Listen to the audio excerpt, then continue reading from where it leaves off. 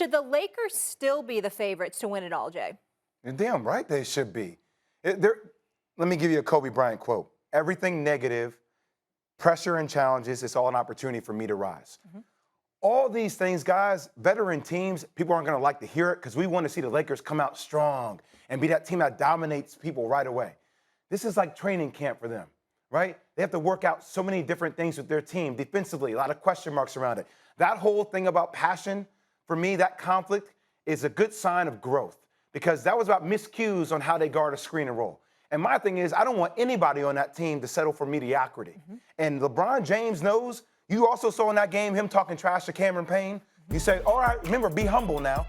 So I'm going to bet the house on the fact that guys like Russell Westbrook, he and I talk about it on our show all the time. We as athletes, I'm petty.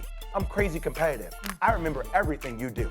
So all the people lambasting Russell Westbrook, you don't think he's going to remember that? All the people talking trash to LeBron James, you don't think he's going to remember that? People not having Dwight Howard on the top 75 list, you don't think Dwight remembers that? That conflict you saw? These are all things that are going to perpetuate and motivate the Lakers. I don't care about where they start. I care about where they finish. Okay. Yeah, and I think they still are the team to beat despite this little tit that they had on the sideline. In practice, you can only imagine, Stephen and Molly, what goes on in practice. The arguments, the pushing and shoving. They're trying to sort things out. Yeah. This won't be the first time. This isn't the first time, and it won't be the last time. It just so happened it was on television. We saw it, and it was like, oh, God, what is going on here? It didn't cost them the game. It didn't cost them their season. But why was Magic so bothered by it then? Well, because Magic's been in a situation, like you said, for 42 years. He's never seen that. They handled their confrontation differently when he played. I've seen a lot of confrontation like that. I mean, I've seen a lot of people go at it. I've worked out with Kobe. I've seen Kobe try to fight. I've seen Michael Jordan try to fight people. That's not the biggest reason. If they were not to advance, that wouldn't be the biggest reason. It would be because their age, they're breaking down, they're not playing defense. That would be the problem, Stephen A. Let me say this. First of all, the argument was nothing. It was much ado about nothing. And if you look at Dwight Howard, when Dwight Howard was going back at him, because NBA TV showed the complete footage, and AD had chased D. Howard down and confronted him. All Dwight Howard was saying to him was not on camera, not in public. If you look at him and you watch him, he's like, not here. Yeah, being a veteran. In other words, he's like, not here. That's all he was saying. He wasn't having a problem with Anthony Davis, what Anthony Davis was saying. He's saying, you don't come at me like that with the cameras rolling in front of everybody. That's all Dwight Howard was saying. That's number one. Number two, let me say this to you.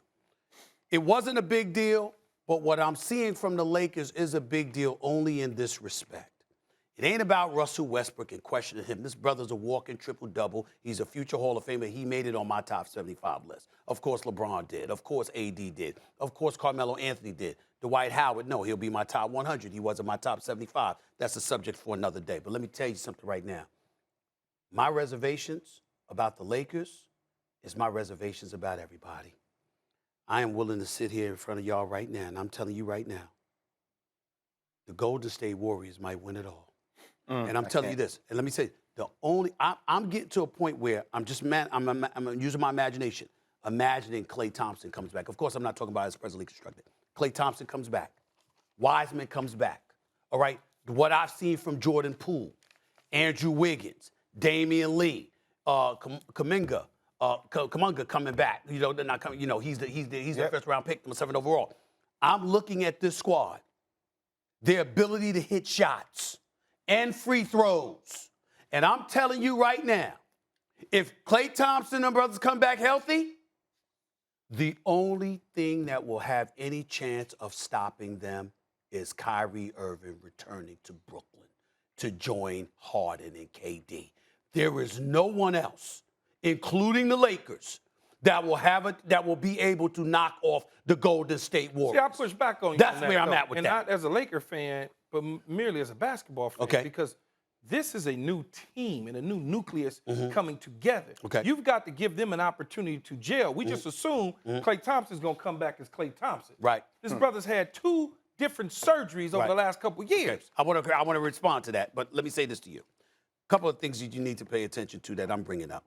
Number one, I'm assuming the Lakers are going to get it together because I believe in any team led by LeBron James, they eventually will be ready, so long as they're healthy. They eventually will be ready come Absolutely. playoff time. And I believe in Russell Westbrook. I think he gets a bad rap, people calling him selfish or whatever. He might need to make better decisions at times.